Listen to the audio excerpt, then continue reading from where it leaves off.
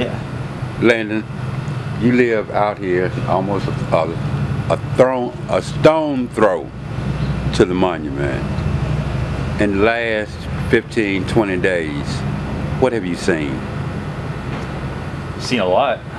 I've seen some of the saddest things I've ever seen in my life, and I've seen some of the most beautiful things I've ever seen in my life. From, you know, families getting tear gassed on our front lawn to a community coming together more so than I've ever seen in my life. And it's like, it's really terrible that such negative things have to happen for such positive things to happen. But the positive aspect is definitely very real. It's very, you can feel it in the air. I don't know if you want to know like specifics to what I've seen. Yes, Yeah. yes. Well, Your best and worst moments. I'll start with the worst. Seeing the community burn that first Saturday night, you could tell there were a lot of individuals out there and groups of people out there who were not a part of what's happening right now.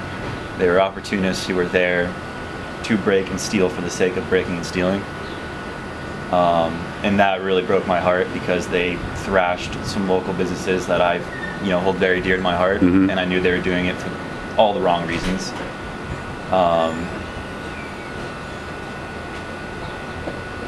And then direct, kind of response from that was the police putting in effect a curfew,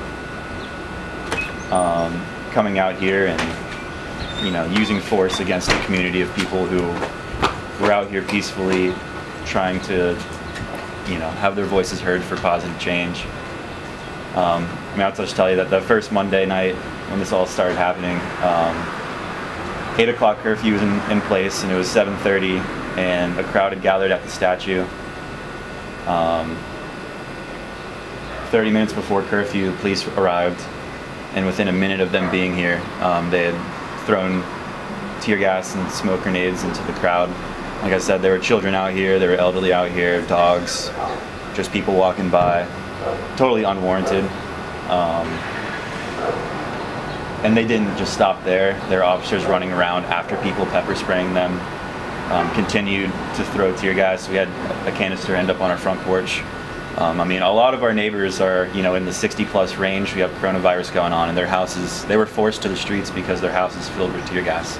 They couldn't breathe inside their own homes.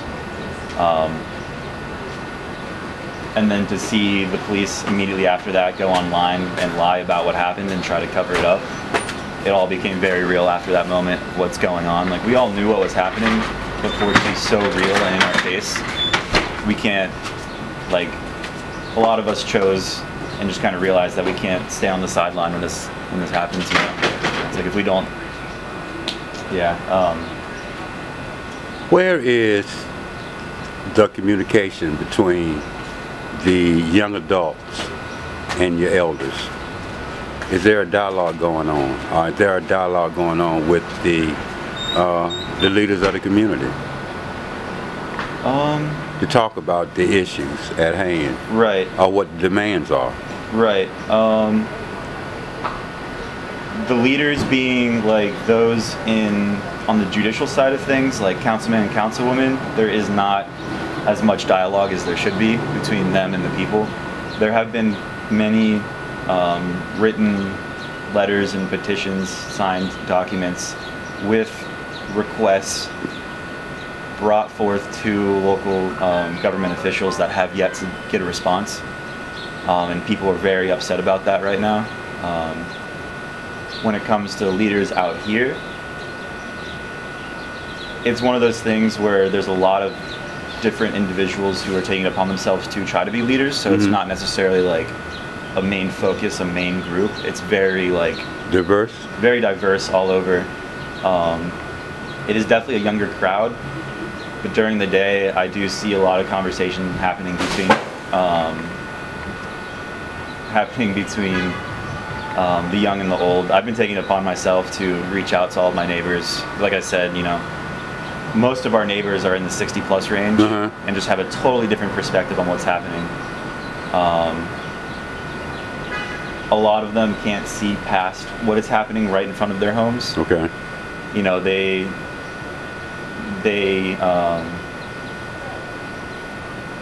say they work full-time jobs and they can't sleep at night, and that this is their community, and like the people who are out here shouldn't be here, so they are trying to justify the police coming out and using such force. And you know, I kind of try to tell them, try to give them my perspective on what's happening and what's actually happening out here, just because they aren't seeing it, they're only going off what they see online. But at the end of the day, you can't effectively communicate with somebody who's not willing to listen to you. And it's really hard, it's hard to,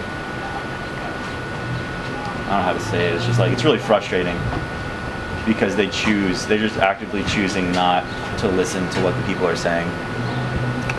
Talk to me a little bit about the transition from day to night, what goes on, and the people involved. So when this all first started, there weren't large crowds gathering out here at night. It was kind of happening throughout the day, and then everyone would kind of go home. There would maybe be like a maximum of 20 people on the statue. The police presence was low, the protester presence was low. What we saw a large influx of was just hateful individuals coming in their cars with guns and terrorizing the people who were out here. This is something that, you know, hasn't really been talked about much, but this is the Capitol Confederacy. The racism and the hatred that's, you know, put in that institution is very prevalent here. And when the sun goes down, those individuals, those hateful individuals, choose to come out. I mean, there have been direct assaults on peaceful people on this statue at night. I'm talking like, you know, 2 or 3 in the morning when everyone's gone home. And there's no repercussion. The times that it has happened and the police have been here to witness it, they haven't done anything about it. And when we approach them asking why, they say, oh, so now you want us to help you? Now you need us? And it's like, you know, there's no middle ground, there's no working together. It's very separated. Now that time has gone on, more has happened, and there are crowds that come out. I'd say once the sun goes down, everyone does get on edge. It's kind of like people do address the crowd and say, hey, if you're not, like, take your kids home. If you're not ready for, you know, to potentially get hurt, like, it's okay, you can leave, because we don't wish that upon anybody. But just know that, you know, there's a chance that you could have weapons used against you just for being here. And in a way, in a very strong way, that has brought people together more than a lot of other things. Like, I found that when strong acts of violence come from the police, the following nights have a much larger crowd than they did those nights the violence happened. People see that and want to stand with their fellow neighbor, their fellow human, and come out and, you know, be together. It's kind of like power in numbers sort of thing. And it's just, during the day, it definitely has a kind of like a barbecue, happy feeling. But like I said, as soon as the sun goes down, everyone's on edge, and it's just kind of a waiting game because we know they're going to come.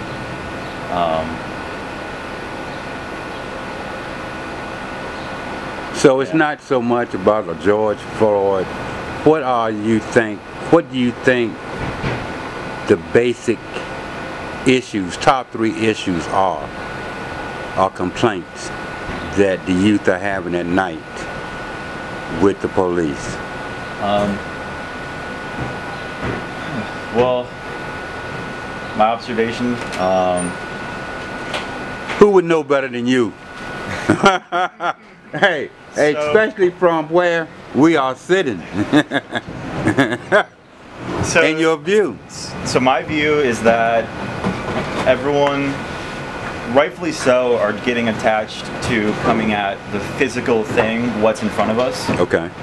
Which right now is the police and the statue. You know, it's very, narrow, just kind of like, this is what we're going after, when in reality this whole movement, Okay.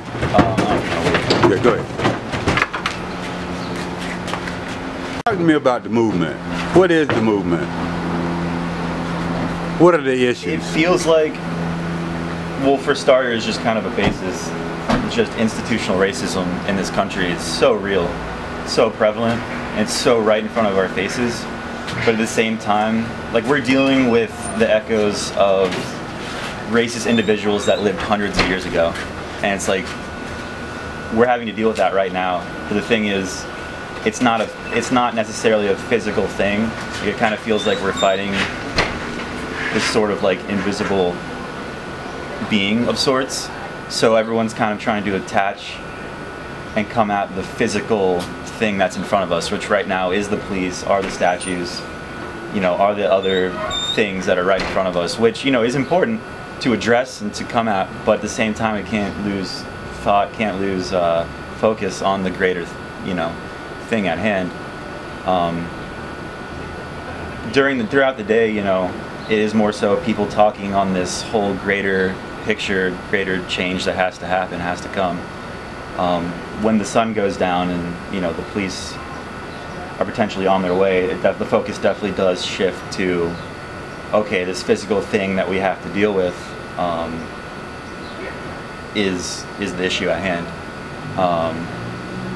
I would personally like to see more people come together trying to, you know, get together with just policy in general, talking, reaching out to councilmen, councilwomen, local elected officials, people that we have put in place to deal with things like this on behalf of us, listen to us, make them listen. Like, I think during the day, you know, going like hosting marches and rallies and protests, going to City Hall, like things that, I mean, just in general, like going anywhere is great. Bringing people together is great, but at the end of the day, you know, where do you go from there? Where do you go from there? We have to have, you know, we have to get the wheels turning on policy change and get the bigger structural being, the beast that it is. We have to somehow figure out a way to fight that. And frankly, coming out on the streets every night isn't enough. I wish it was, but they're not listening to us right now. Even though we're out here people are out here being loud, they're not actively listening to us. Now let me ask this question. What you see that's reported by the news and what you see actually happen, where's the difference? Okay, so I don't really watch the news, but I'll tell you, I was out walking around and I happened to stop by a restaurant that had the news on, and it was the night after, you know, the police came out and ran all up down our block, terrorizing the community. The police fired first that night. The police fired first. That's the bottom line.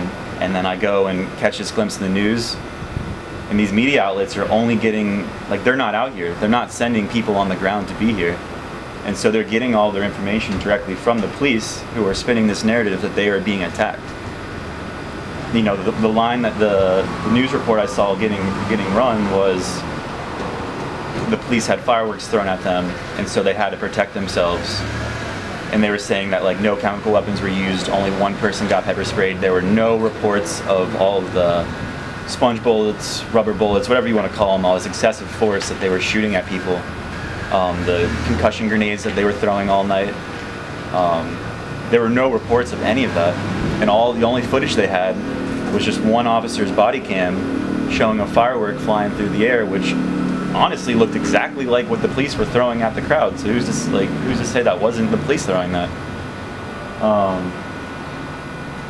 And so the narrative on the major media outlets are spun to, you know, be in favor of the police. And, like, I mean, my parents don't live here, so I've been trying to communicate with them, telling them what's actually going on, and then they come back and be like, well, the police put this online, so, you know, they have so much trust in the authority and the system that's put in place that, you know, they're bound to believe whatever they put out there. And it's a really scary thing, because it's not the truth.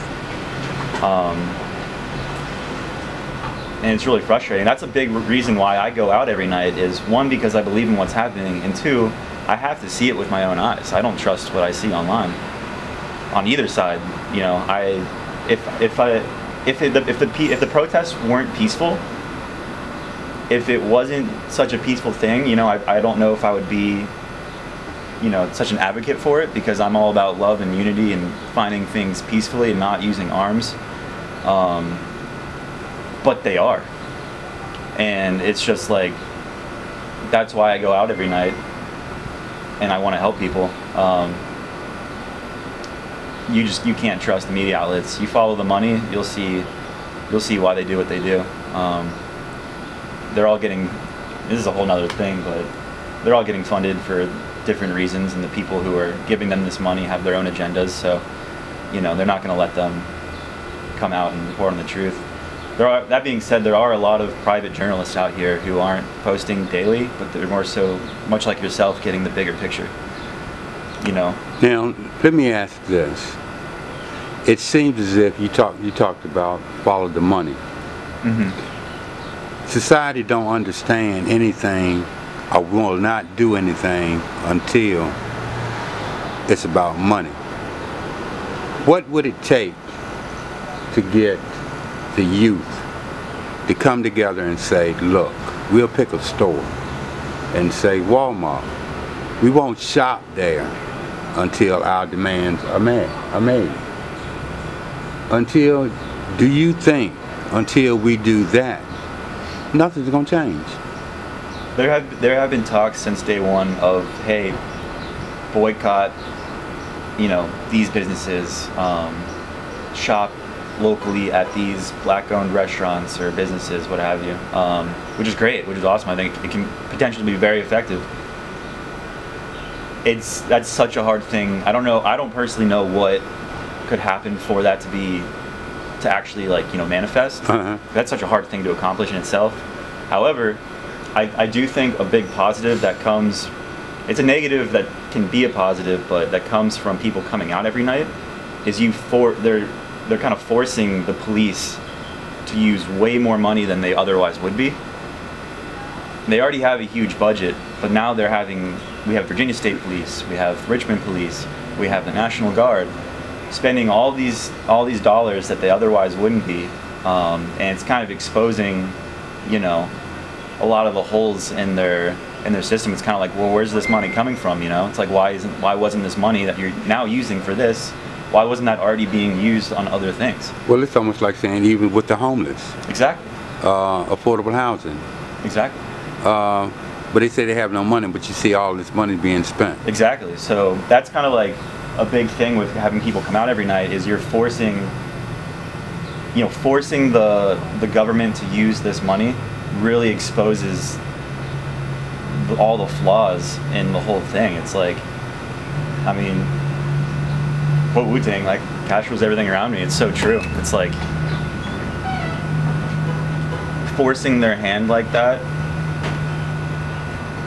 like, forces them to enact change faster.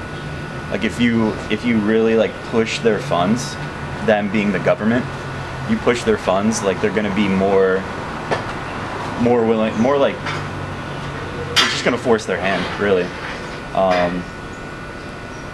Well, I guess I ask this: what make you think differently than some of your white counterparts? What makes me think differently? Yeah. How did you get involved, or what is it going to take for more individuals like yourself to take part? I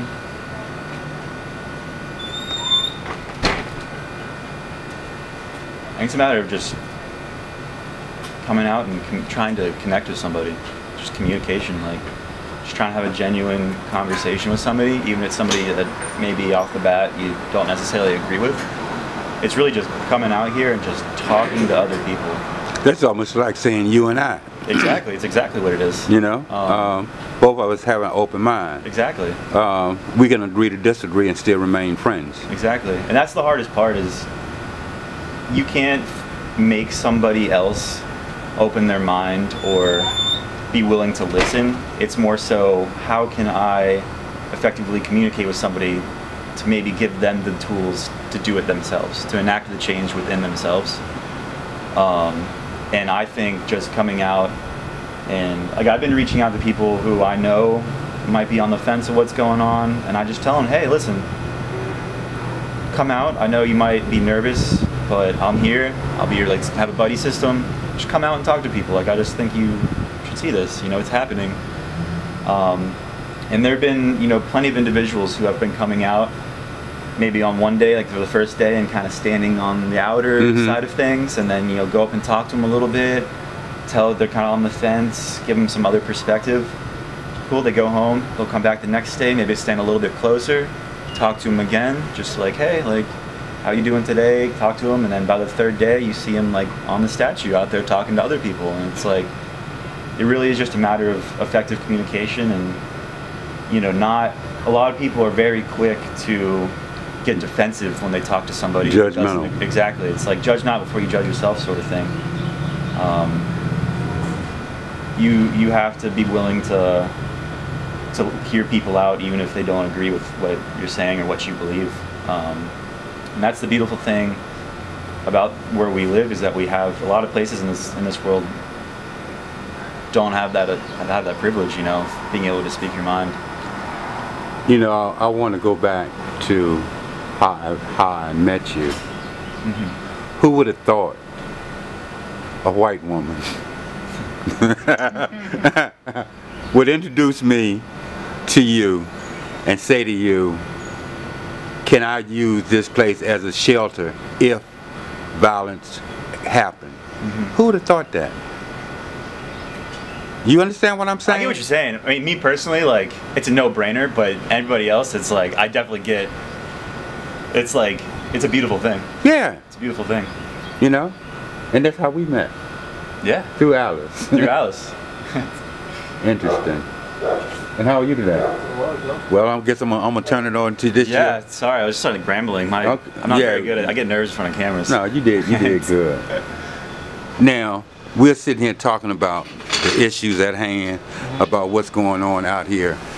And the statue, we what is it? You live I mean, I've been here going on 5 years, is that right? Yeah, I've been living here. We're about to start our 5th year living here. One of my roommates put it really well the other day, like, this circle has been just like a sterile ground for a long time. It's this big statue, nobody really uses this space. Obviously for years it's been a hot point of contention. It's a Confederate, it's a slave owner put on a pedestal. It's just, I don't know, it's just kind of always been right there. And so when you look at it, your thoughts are? It's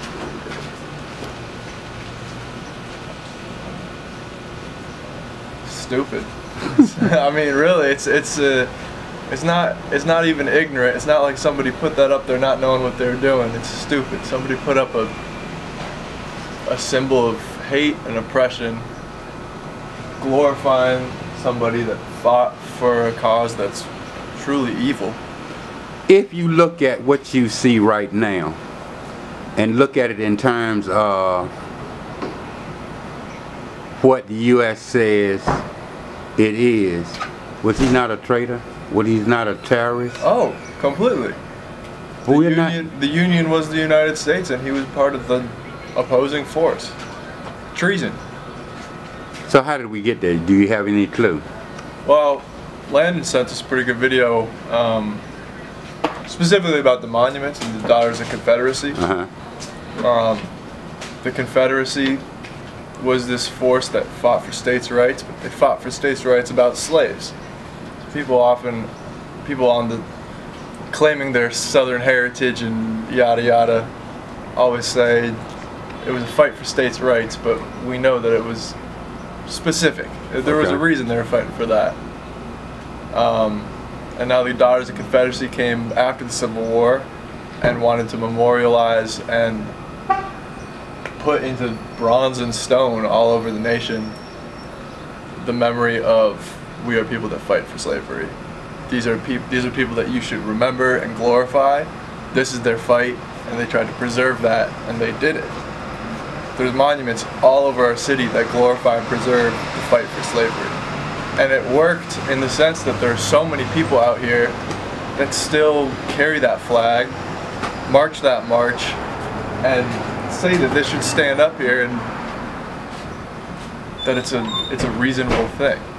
And I think that if someone came into it with no understanding of the entire situation or were just fed the facts, it would be really easy to look at this and say that's ridiculous that this is here. But they've preserved this history and carried it through generations, made these people glorified and a part of ancestry and yeah, ancestry is a good word. They made it reasonable for a lot of people, and I think that's crazy. So, do you think, what are your thoughts about the whole George Floyd, Marcus Peterson? Is it a build-up? How did it, I guess you can't say it just happened. Right. Was this a build-up to where we are? Or talk about at night, people coming up here painting that. What is the thought pattern behind that? Any clue? Well, to the first part, obviously it didn't happen overnight. It's been a build-up. It's a fight that's been going on since Africans were brought to America as slaves. It's a fight for freedom. It's a fight to be removed from a state of oppression. I heard somebody saying a couple weeks ago, talking about it seems like every 10 years or every generation there's a new rise, there's a new movement. Mm-hmm. And don't let this one be just another movement that kind of gets left in the dust. Okay. I can't act like I know exactly what made this be the time. That obviously George Floyd's death was a hot point. Minneapolis fought back, and the rest of the nation saw that, and Richmond saw that, and people took to the streets. And I think it was just like a natural succession. People saw something that was so horrible, and once one person stood up and spoke loudly, other people heard it and stood up and spoke too. Corona. That's a good point too. People have been locked inside for a while. It was like, damn, if I'm gonna go outside right now, there's a good reason for it. Which is kind of a whole other beast.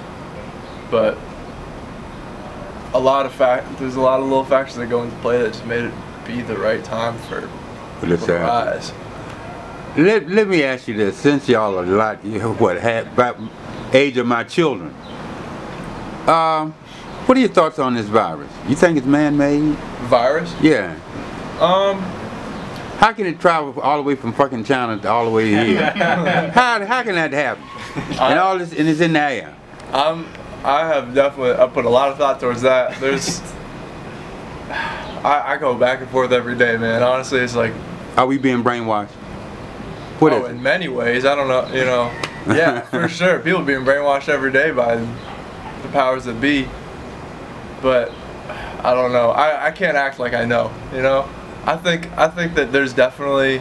I read one good article that talked about a viral and biological research lab in Wuhan that was studying coronaviruses, and that's like, well, damn, maybe it just came from there. But at the same time, I'm reading it on a news source that I see misprint information about things that I see every night here. I can't really trust it.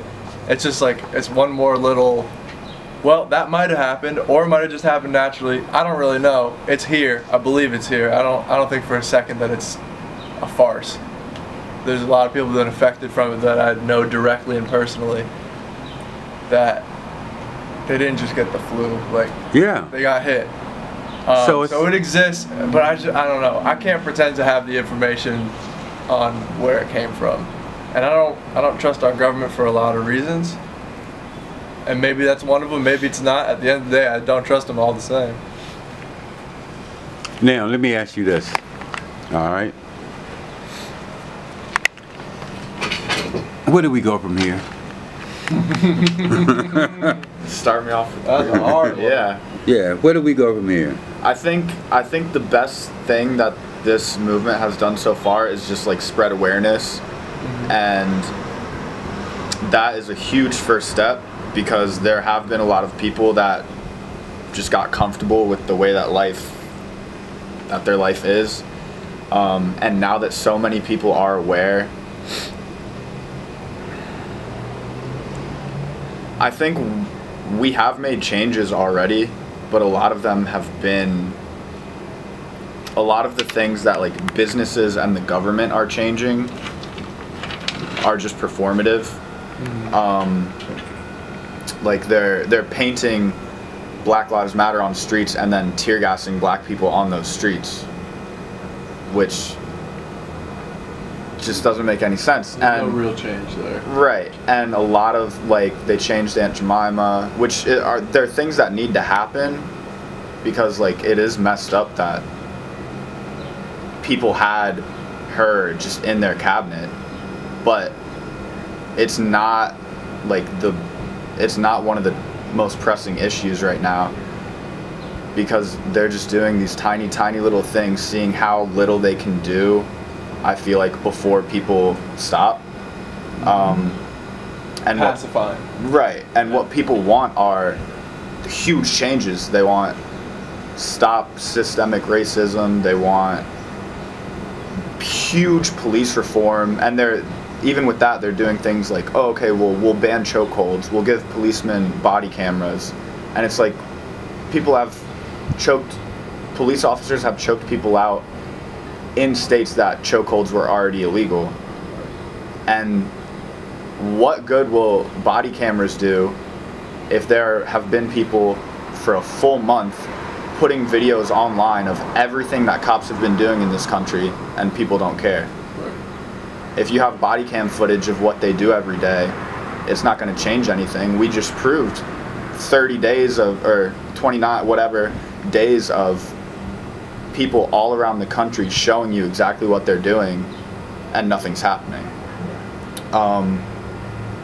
Where do we go from here? We need like the bigger things, and Landon kind of touched on this. I think a lot of it comes from people sitting down and like writing out what An agenda. we can do. Yeah. Okay. Because a lot of it, like I said, the best part of the protest has been spreading awareness, but from there we need to say, okay, now that now that more people know this is a problem, how do we fix it? Okay, we can do this, and this. Okay, let's write that out. Let's show this to the people that are in the positions to fix it, and see if they'll actually make a change. And if they won't, next time that they're up for election, pick somebody that will. Well, look, let me ask this question. There was a moratorium placed on eviction. Come Monday morning, come Monday morning, the moratorium is lifted. There are 1,900 people already on the list to be evicted. All at once. Where's the conversation? Right. Where's the conversation? Yeah. Right, there's people out here, I mean, they've formed coalitions, and I guess you could all call them unions, of these like housing unions that are fighting hard. They have barred holding lawyers. They've got people that have grown up in these communities that want to make a difference. People that have learned about the situations that are happening in impoverished and essentially segregated communities and want to make a difference. And with all that effort, where's the conversation? That's what I'm talking about. And I don't know the answer. Like, people are out here spending every day of their week fighting for that. Getting hurt For that. Nothing. And that's such a trip. Like, How the fuck can that happen? yeah, people out here every night fighting for the same thing, and nothing changes. How can that happen? It seems impossible, but it's still possible because it happens every day. It's so hard to you get a headache trying to wrap your head around how much it doesn't make sense. Trying to make sense of how it doesn't make sense hurts. It's like Seems so obvious. All right, gentlemen, I'm gonna just wrap it up. Anything you'd like to say in closing? I'll take it away. I'm glad I met you. I'm glad we were introduced. You know, I hope you're, you know, I hope Richmond has been welcoming to you and has been a positive place for you to be in your short time here. It has been. It has been. Black Lives Matter. I really hope that this is different because I feel like a lot of the big changes, even like they ended slavery, huge change to the way that the country works. And when they did that, all they really did was change the law so that they can arrest black people instead and then make them do labor as prisoners, which is still pretty much slaves. And I just very sincerely hope that this time, when there's a big change, it's not just that they don't find another loophole, which I feel like they will, but that they don't find this other loophole to say, all right, well, we changed this, but instead of doing it this way, we're gonna get to the same endpoint. We're just gonna have to kind of curve around a little bit to get there. Now, I ask this in closing. Have anybody seen the movie Just Mercy? No. Never heard of it, okay? Just Mercy. Just Mercy. If you look at George Floyd, the video, all right, where it shows you systemic racism, okay? There is a movie out called Just Mercy. It deals with an individual who gets stopped by the police, and from there on, they fabricate a story. He ended up going to jail. He spent some time in jail. Systemic racism happened in Alabama. He goes back to court, and he turns around that they lied. True story? True story. Yeah. And my whole piece is, if you look at that movie, you'll see how broad racism is, and we don't realize it. Yeah. Now you think about it, if it was not for video cameras, where the fuck would we be? Yeah. No lie. That's a huge thing. We were talking about last night, is that imagine if we had all this technology and stuff, you know, From the jump. from the get-go. Yeah. We would be in a much different place now. Right. 400 years ago, you can see what was happening, kind of. If thing. you could see the hate crimes and just